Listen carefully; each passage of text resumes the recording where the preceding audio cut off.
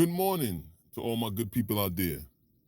This is Thomas Bain, and you're tuned in to Urban Ave Crypto. Subscribe to the channel, hit the notification bell, give me a thumbs up or a thumbs down. If you're not subscribed to the channel, please subscribe.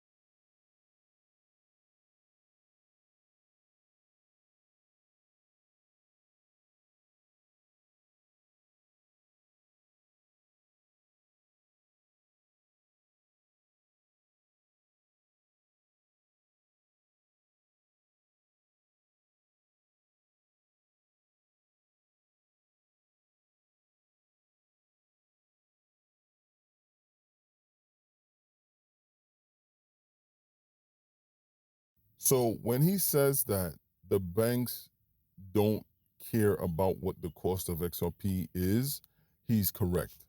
However, where he's not correct is they're not going to be buying XRP every day. They're not doing that. All of these banks are going to be given a certain amount of XRP for them to be able to do their business, probably for the next 10 years or so.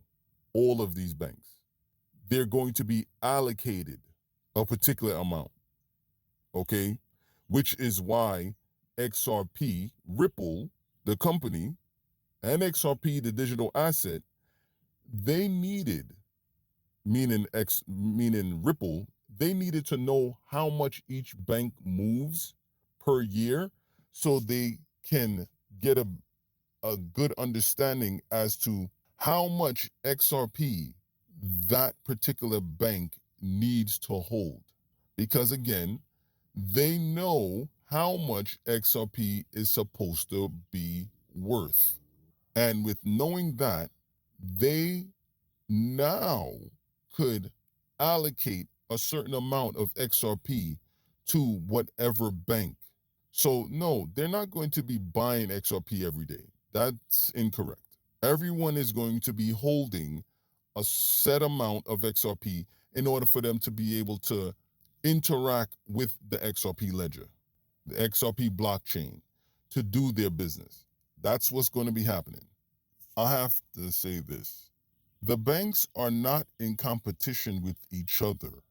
The banks were in competition with companies like Ripple, like Stellar, like HBAR, like Stronghold. They were in competition with them. The banks were not in competition with each other. Now that they could get their hands on these digital assets like XRP, they're just going to utilize it because they see the benefit of it for them. I don't need to be in competition with no one. I have already. And once they have what they need, they don't care. The banks are trying to really get a hold of the digital assets because they want to still be able to control the way how money moves. If you want to say the banks are in competition with someone, I would definitely say that the banks are in competition with regular folks that are buying the digital assets. Because with regular folks basically having ownership of their assets, they no longer need the bank. So for regular folks to own these digital assets, yeah, they're in competition with you because they don't want you holding it. Because if you hold it, you're one of the people that's not going to be in the banking system. You're going to be out of the banking system because you are basically like your own bank. You don't need me.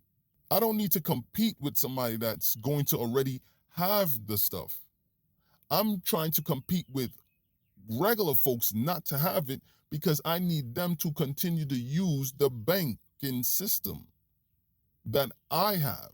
So if I'm JP Morgan Chase, I don't want no one investing in it. I want them continuing to use my banking system. my banking product, my banking services. I don't need to compete with Bank of America for what? We're going to make this money. Me and Bank of America, we're making this money. I just need regular folks not to. And how you know that what I'm saying could hold some truth is because they want to be able to custody your digital assets. Well, guess what? If they custody your digital assets, that now puts you back in their control because now they're going to custody your digital asset for you and they're going to pay you a particular percentage on your money every year, right? They're going to be in control. They have control of the money and they have control of the wheel. That's what they want. They're not in competition with each other. So the fact that a lot of people talk about this and say this, it's very much not true.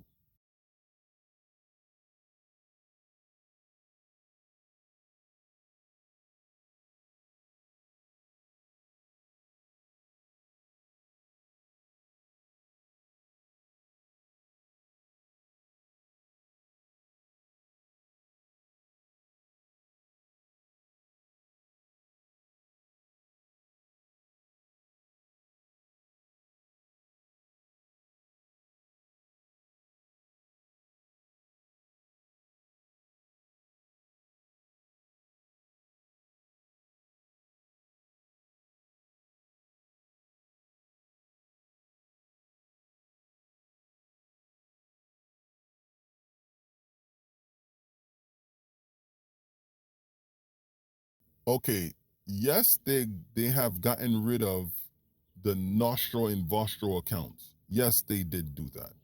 However, the money that they're going to free up is going to be now in the form of holding XRP and also having people that has invested in the digital assets bring their digital assets into the bank so that they can custody it for you. That's where the extra money is going to come from. Okay? They're not going to need the government to continue to print money for them to be able to create money because we all know banks don't hold money. They create money. So, no, they're not going to have to do that because everything now is going to be more transparent, right? So, no, banks are not going to have to hold other countries' currency. No, they're not going to do that. All the banks are just going to hold XRP and they're going to be giving loans based on XRP, the amount of XRP they're holding. That's how they're going to be giving out loans. And the fact that they also need folks to bring their digital assets in the bank so that they can create loans from that money as well. That's how they're going to be creating loans. But I guess that's something that he was not privy to.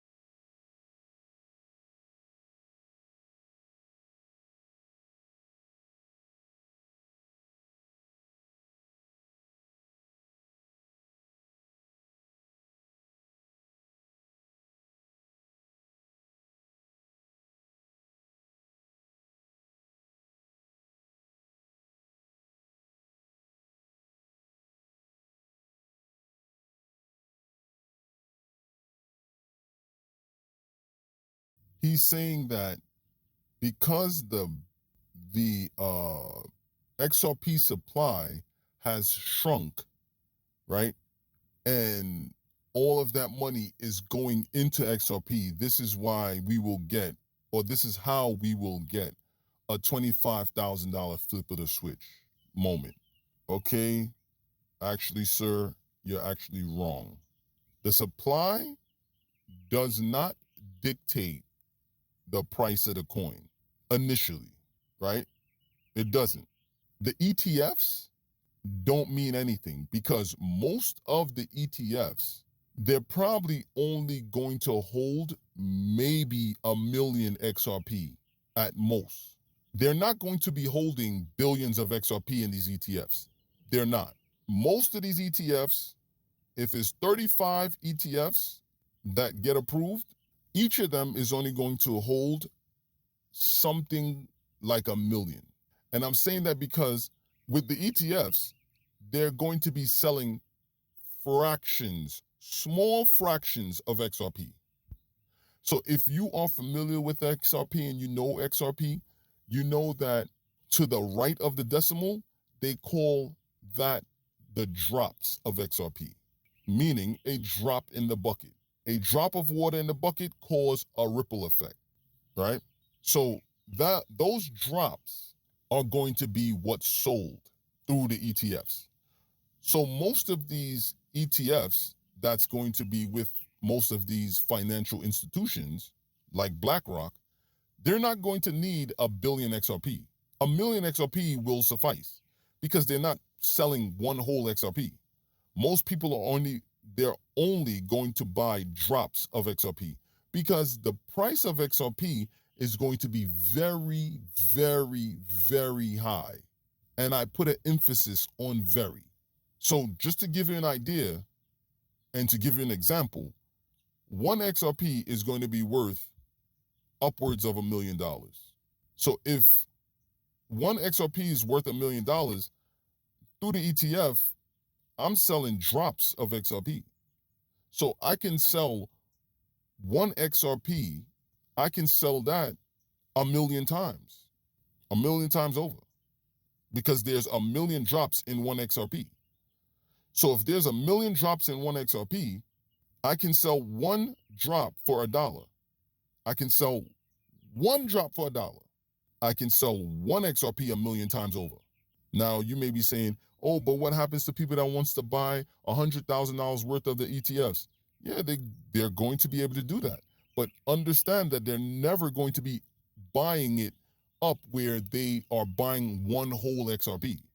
Most people are not going to be doing that through the ETFs. The ETFs is just a way for people to be able to invest in these digital assets, have the opportunity to invest. That's what it is, because they do not want regular people, to own XRP because of the power behind owning XRP. So we're going to have you invest in it and trade it like that. And we're going to pay you for, investing in it. They're going to give you dividends for investing in it. That's what's going to be happening. That's the whole point of the ETFs.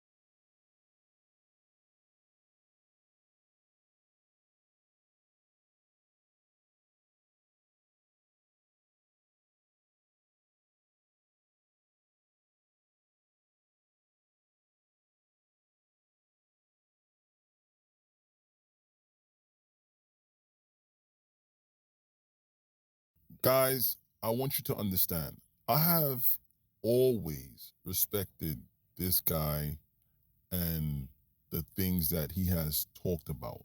However, I noticed that a lot of people are trying to connect this to the legacy system to understand it, right?